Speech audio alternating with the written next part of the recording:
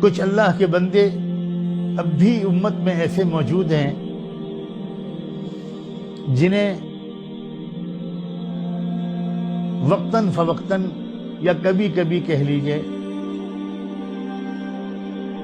کہ رحمت دو عالم صلی اللہ علیہ وآلہ وسلم کی زیارت اور ہم کلامی کی دولت نصیب ہو جاتی ہے۔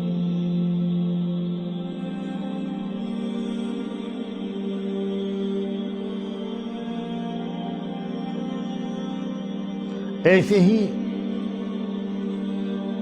ایک بندے کو حال ہی میں 2 بار رحمت دو عالم صلی اللہ علیہ وآلہ وسلم کا دیدار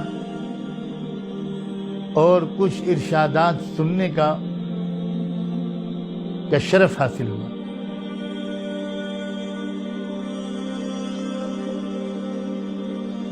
میری زبان لڑکھڑا رہی ہے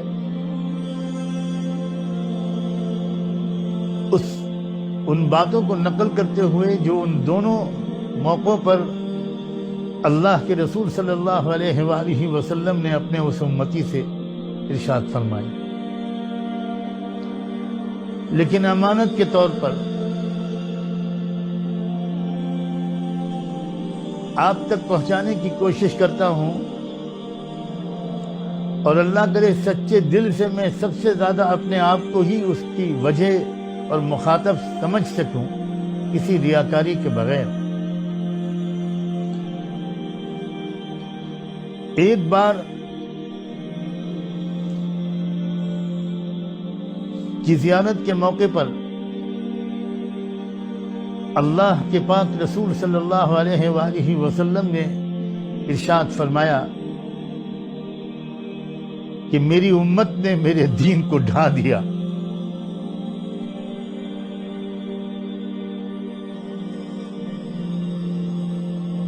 میری امت نے میرے دین کو ڈھا دیا۔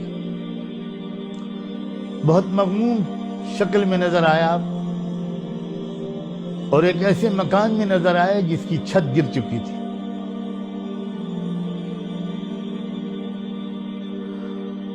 اور اس موقع پر آپ نے یہ جملہ ارشاد فرمایا بڑے غم کے ساتھ اس بندے سے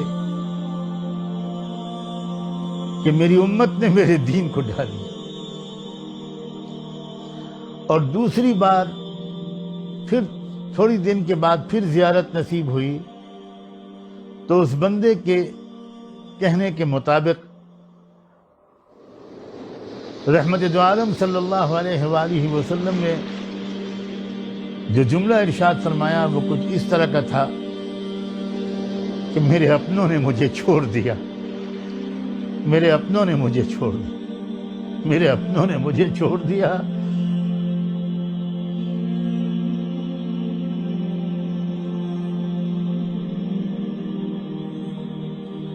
کیا دنیا بھر کے حالات حرمین شریفین سے لے کر پوری دنیا کی مسجدوں تک کا بند ہو جانا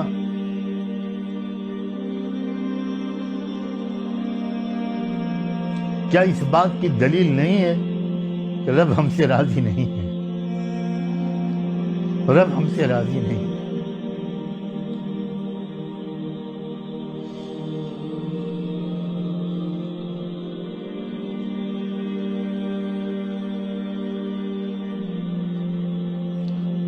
سچے دل سے اللہ کرے کہ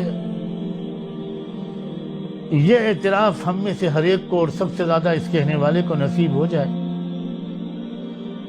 کہ اللہ شاید یہ میری ہی گناہوں کی سزا مل رہی ہے۔ ہر شخص سوچے بس اس رمضان میں مختصر سی بات اس وقت کرنا چاہتا ہوں۔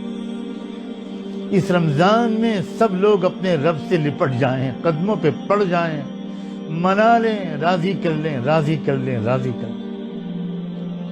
روزمرہ کے مشوروں کو بہت کم کر دیں۔ میں ان ماؤں سے بھی کہتا ہوں، بیٹیوں سے بھی کہتا ہوں، نوجوانوں سے بھی کہتا ہوں، اپنے بھائیوں سے بھی عرض کرتا ہوں، زیادہ سے زیادہ وقت اس رمضان میں اللہ کرے کہ میں اور آپ سب دعا میں، معافی مانگنے میں، توبہ کرنے میں، تلاوت کرنے میں اور درود شریف میں گزاریں۔